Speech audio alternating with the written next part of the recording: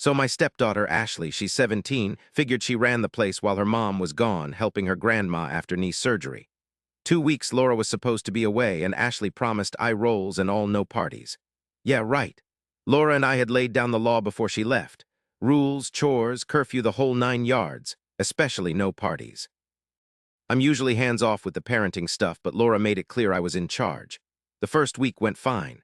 Then the second Saturday my shift ran super late. I'm talking 2:15 in the morning, dragged myself home, dead tired, pulled onto our street and bam, cars everywhere, music thumping. I just knew. My stomach dropped. I walked in the front door and it was like a bomb went off. Teenagers everywhere, wall to wall.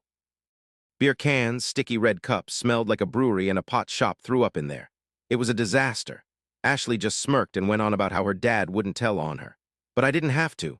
I sent Laura the $9,650 repair bill and the security footage. Let's just say Ashley's grounded for life and kissing up big time. This total mess, permanent marker all over the living room wall like some kind of crazy tag. My beautiful ceramic lamp smashed to bits, and the floor near the door scratched up something awful, plus a cigarette burn right on our new couch. I nearly lost it. The huge TV in the family room had a huge crack across the screen like a spider web. My first reaction was to completely freak out, grab the nearest kid, and yell until I was hoarse. But then I thought about Laura already dealing with so much with her mom, and Ashley. She's always been a master at making herself look like the victim. I knew losing my cool wouldn't help anything. It'd just be my word against hers and a whole bunch of drunk teenagers. A cold fear washed over me, silencing the anger. I needed a plan. I had to gather evidence first, so I just walked through the wreckage, taking it all in. I found Ashley in the kitchen, messing with a cord and laughing like it was some big joke, happy as could be. She saw me, froze for a second. And then that arrogant smirk. That "what are you gonna do about it?" Look, I turned and headed upstairs to our bedroom. Thankfully, it was fine and locked. I shut the door and just breathed, trying to calm down. Then I pulled up the security camera app on my phone. We put them in after our neighbor's car got broken into last year. They cover the whole main floor and outside. I downloaded the footage from the whole night. It showed everything. All the kids, that idiot with the marker, how the lamp got knocked over, and that careless flick of the cigarette that burned the couch. So there's this crack on the TV, right? Someone had really whacked it. Ashley was right there, egging it on, I swear. Then I heard her yelling down the hall at Megan, I think. Not right outside my door, but loud enough to hear in the quiet house. She sounded furious, but whatever. David. He wouldn't say a thing. He's terrified of Mom. Seriously, he's a scaredy cat. I heard laughter. Nope, he wasn't going to snitch. Fine by me. I just stayed put and let them have their little party. Things finally died down around 4 a.m. Sunday morning, I heard Ashley trying and failing miserably to clean up the mess. I played it cool, acted super tired but normal, didn't say a word. Ashley was totally freaking out, watching me like a hawk. The whole house reeked of stale beer. That cleanup was a joke. On Monday, I took a mental health day, called in some professionals for estimates. Let me tell you, it wasn't pretty. The bill was brutal. $3,800 for refinishing the hardwood floors. They were scratched to heck and stained. Another $1,050 to fix and repaint the living room and hallway. Someone got a little too creative with a Sharpie. Then, $850 for professional cleaning and fixing the sofa. Some kind of specialist is needed because of the fabric. $350 for a new lamp. The old one was toast. The 65-inch TV. $1,000, completely wrecked. And we needed a deep clean of the whole house, plus a biohazard cleanup for the guest shower. $700. Yeah, someone threw up in there. I saw it Saturday amidst all the other craziness. Just another charming detail in the whole disaster. It really hit me how much it was going to cost when the cleaning service gave me the numbers. Extra work on the custom entryway table, $400. Replacing the wrecked area rug and padding, $700.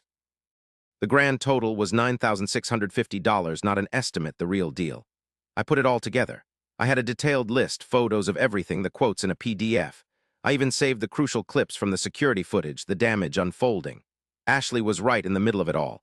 I wrote an email to Laura, getting right to it, urgent house situation and the crazy repair bills. Hey, honey, hope your mom is doing all right. We need to chat ASAP. We had a huge problem here Saturday night while I was working. Lots of damage to the house. I didn't want to freak you out before I got actual quotes. Attached are the repair estimates, totaling $9,650 plus photos. I also have security footage that clearly shows a huge party Ashley threw, the damage happening, and her part in it. I even heard Ashley bragging to Megan about how I wouldn't tell you. Then I put in the links to the photos, the PDF of the quotes, and the important security clips. Please look everything over, call me when you can. Don't stress about this, focus on your mom, but we need to discuss this ASAP. I haven't said anything to Ashley yet. I'm waiting for you. Love, David. I hit send. Then I silenced my phone. I made some coffee. Ashley was wandering around, totally giving off that I got away with it look. Maybe 45 minutes later, my phone lit up. First, a voicemail from Laura. She wasn't yelling, but her voice was tight and low. David, call me right now. I called her back. Her first reaction was shock. Are you sure, David? $9,750? Ashley wouldn't do that. She finally watched those videos I'd sent her while we were chatting. All that doubt just melted away, and then the anger hit icy cold. Mom knew Ashley could be a liar, but the videos, they didn't lie. She booked a flight back home for the next day and asked me again to keep my mouth shut until she got here. So here I am just waiting, the quiet before a big storm. Ashley has no idea what's about to happen. She thinks I'm a pushover, thinks she got away with it. Oh, she's got another thing coming. Okay, so a week later. Laura landed Tuesday night. The car ride home was super tense. You could cut it with a knife. Ashley was at the door, plastering on a fake smile. Mom, you're home. Mom just gave her this look like she could just freeze you solid. They went into the living room. I mostly stayed in the kitchen, but I could still hear everything. Laura just laid it all out there. All the lies, the disrespect, the whole thing. The exact amount of money, $9,650. Made Ashley watch all the damage, specific examples. She played all the key video clips on her laptop, but the bragging that seemed to hit her the hardest. Ashley tried to deny it. It wasn't me. Then, Mark's exaggerating. She started passing the blame. Megan's parents let her. Josh brought the marker. Then came the waterworks. I messed up, I'm sorry, but Laura wasn't having any of it. You were told in no uncertain terms, no parties. You lied, you let our house get wrecked, and you bragged about stabbing David and me in the back. This is about respect, Ashley, Mom said, which you clearly don't have. No immediate consequences, not right then and there. Grounded until the end of the school year at a minimum, and no negotiating after that. Getting my stuff back was a slow process, only happening if my attitude got a whole lot better. My phone was gone, replaced with a dumb flip phone for emergencies only. Work calls were the only ones allowed. My computer was only for schoolwork and someone had to watch me. My car keys, poof, gone. My social life, over. No friends allowed, no going out except for work. I had to pay back for the damage. I'd saved about $1,100 and that went straight to the repairs. I needed a part-time job like yesterday. Laura said I'd be paying back a big chunk of the $9,650 from every paycheck until I turned 18. Then they'd see how things were going, depending on my attitude and how hard I worked. Laura made it clear it wasn't just about the money. It was about learning responsibility. I had to write apologies to both Laura and her, and help clean up the mess. That meant moving furniture while they were fixing things and someone had to watch me do it. I completely lost it.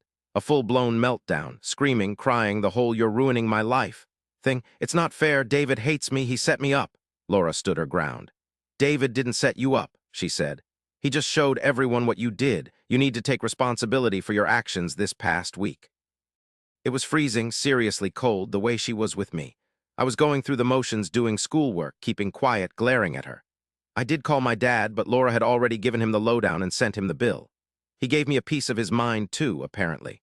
And then Megan's mom called Laura, furious, saying I overreacted and that Ashley was being traumatized by this whole thing, like it was just some normal teenager party. Okay, so Laura laid it all out there, the $9,750, the whole planned-out lie, and that Megan was out of here for a while. Click. Ashley tried to hide my work bag last Thursday morning. Took me a couple of minutes, but I found it stuffed in the coat closet downstairs. I didn't even bother saying anything, just grabbed it and walked away. I wasn't about to play her games. The repairs are all set to be done. It's gonna cost a chunk of change, but we'll get through it. Ashley paying us back? Honestly, that's more about showing her she messed up than actually fixing things right now. Laura thanked me again for staying calm about the whole thing.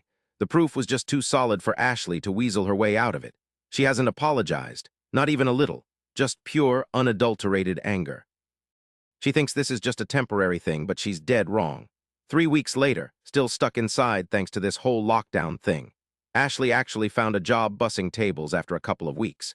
Mrs. Henderson, who lives down the street, owns the diner, and she owed Laura a huge favor. Go figure, she comes home smelling like French fries and steaming mad, still giving me those daggers with her eyes.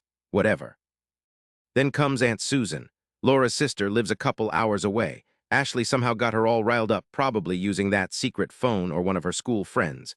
Susan called Laura a few times and then decided to show up last Saturday. The fake sympathy was thick enough to cut with a knife. Huge hug for Ashley, all, "Oh, you poor darling." Then she pulled Laura and me aside. "Laura, honey," she said, "don't you think this is a little much? I was grounded for ages, had to work off this ridiculous bill from a party. Kids will be kids, David," he said, all breezy. "You need to chill," like it was no big deal. But I kept my voice steady and said, "Susan, it was almost $10,000 in damage, and she totally broke our trust." She just waved it off. $10,000, please, those repair guys always inflate the prices. Ashley even chipped in, saying it was mostly just cleaning up. Then she went all worried, "Mom, honestly, Laura, this is too much pressure for a teenager. It'll mess her up." But Laura shut her down before I even had to say anything. "Susan," I said, "I saw the videos, I paid the bills, it was that bad, and Ashley lied through her teeth. She needs to learn there are consequences for her actions." David had documented everything perfectly, and we were dealing with it as a team. "Your interference stops now," I finished. Susan looked stunned, but then just started sighing and making little passive-aggressive comments. Before she left, she tried to slip Ashley a $100 bill. Laura snagged it right away. "She's earning her own money now, Susan. Thanks anyway," she said. Susan stormed out. Later, Laura found texts from Susan on Ashley's phone. "Your mom's being unfair. Hang in there. This stepdad sounds controlling." I had another super short, serious talk with Susan, making it crystal clear that she needed to stay out of it. Ashley's sense of entitlement was getting worse. She started a rumor at school that I have anger problems and that I exaggerated the damage to get her in trouble. Another parent gave me a heads up about that, so I sent the school counselor an email. Just the facts. What happened at the party, the damage estimates, I had quotes and pictures, and that the school was handling it. I included one photo of the Sharpie-covered wall. I made it crystal clear that the lies people were spreading about me had to stop. The counselor promised to talk to Ashley about her gossiping. Ashley got another talking to from Laura, my mom, about being honest and responsible. Getting back at her. It's all about being steady and consistent. Every single complaint, every attempt to weasel out of things, every dirty look, I just calmly enforced the rules. No drama, just the reality of her actions. Her phone's still off limits. She's working off the debt, handing over her paychecks. Those barely cover anything. Maybe $100, $150 a month towards what she owes after taxes. But it's not about the money, it's about teaching her a lesson. She even tried hiding some cash tips. Laura found out no yelling, just calmly added it to the spreadsheet and tacked another 2 weeks onto the phone ban, pushing it further into summer. Ashley completely lost it, screaming, crying, calling me every awful name in the book. Blaming me for her misery, saying I was ruining her senior year. I didn't say a word, just let her blow off steam. After she calmed down, I simply said, "Ashley, actions have consequences, the rules are clear." Then I walked away. It's draining, the whole thing's awful, but I think she's finally getting it. Maybe being spoiled rotten actually costs something. So here's a final update 6 months later. Honestly, it feels like ages ago already. I thought I should wrap things up. Life isn't suddenly perfect or anything, but it's stable. Ashley's grounding officially ended when school let out, but she's still on probation. Basically, she earned back her privileges. That means some supervised social stuff with friends who are approved. She's still stuck with the flip phone and no car keys. She's still working at the diner, too.